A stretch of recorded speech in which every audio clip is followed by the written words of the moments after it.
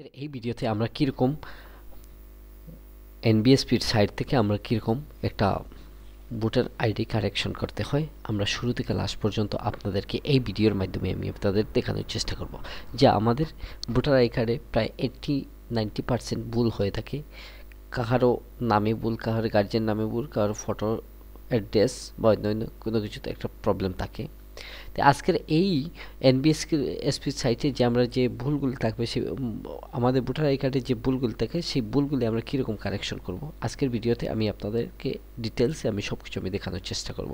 তাই আমি আপনাদেরকে সর্বপ্রথম আমি নিয়ে যাই স্ক্রিনে এবং স্ক্রিন থেকে আমি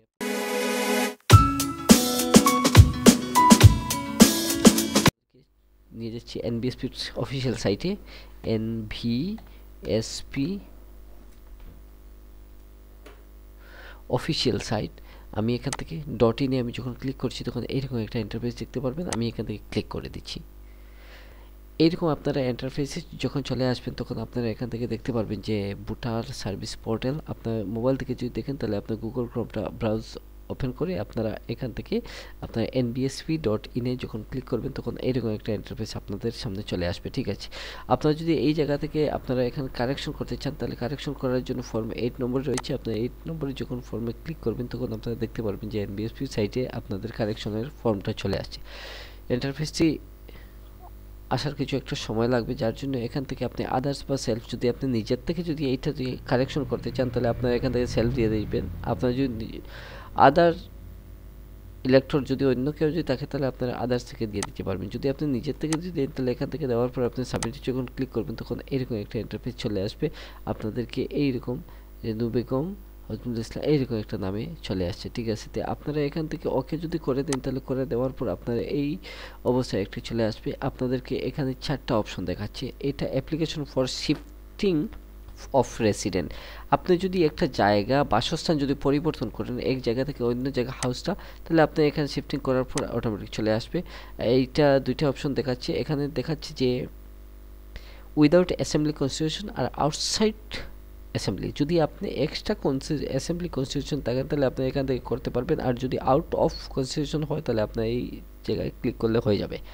তারপর যদি আপনি এখান থেকে correction of entries in existing electoral roll আপনি এখান থেকে যদি করেন তাহলে আপনার এই অপশনে ক্লিক করা মাত্রই সিস্টেমটা চেঞ্জ হয়ে যাবে। যদি আপনি issue of replacement EPC without correction যদি আপনি এই জায়গা থেকে করতে পারবেন। তো এই দুইটা এমন কাজে আসে না, আমাদের শিফটিং রেসিডেন্ট খুব বেশি আসে। আর সেটা প্রথম যেটা উইথিন অ্যাসেম্বলি কনস্টিটিউশন এটা কিন্তু খুব বেশি আসে। আর আপনাদের দুইটা থেকে যে কোনো আপনার যে প্রবলেম থাকবে সেই প্রবলেমটা আপনি এখান থেকে সলভ করে নিতে পারেন। ঠিক আছে, আপনি যদি সেকেন্ড অপশন যদি ক্লিক করেন তাহলে আপনার কারেকশন কী প্রবলেম রয়েছে আপনি এখন যদি ওকে করে দেন তাহলে ওকে করার পর আপনি নেক্সট স্টেপ ক্লিক চলে আসবেন ডিরেক্টলি। আসার পর আপনার এইরকম একটা ইন্টারফেস দেখতে পারবেন। আপনি সিলেক্ট স্টেট করে দেবেন, তারপর ডিস্ট্রিক্ট, তারপর PC/AC আপনি এই অপশনগুলি কমপ্লিট করার পর ডিটেলসে চলে যাবেন।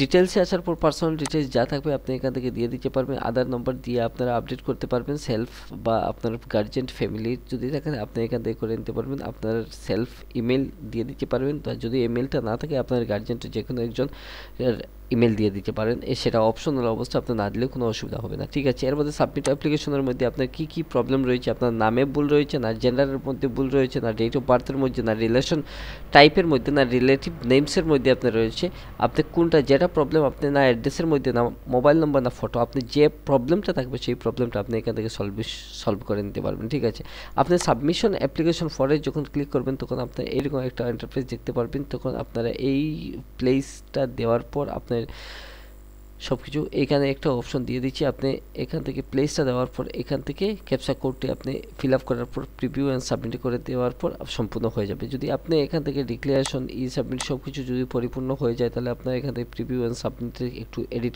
চেকিং করে আপনারা এখান থেকে ওকে যদি দিয়ে দেন সাবমিটে তাহলে সম্পূর্ণ হিসাবে কমপ্লিট হয়ে যাবে এবং প্রসেসটা কমপ্লিট হওয়ার পর আপনাকে একটা রিসিপ্ট দিয়ে দেবে যেটা অ্যাকনলেজমেন্ট নম্বর। আপনারা সেখান থেকে খুব ইজিলি আপনি পেয়ে যাবেন।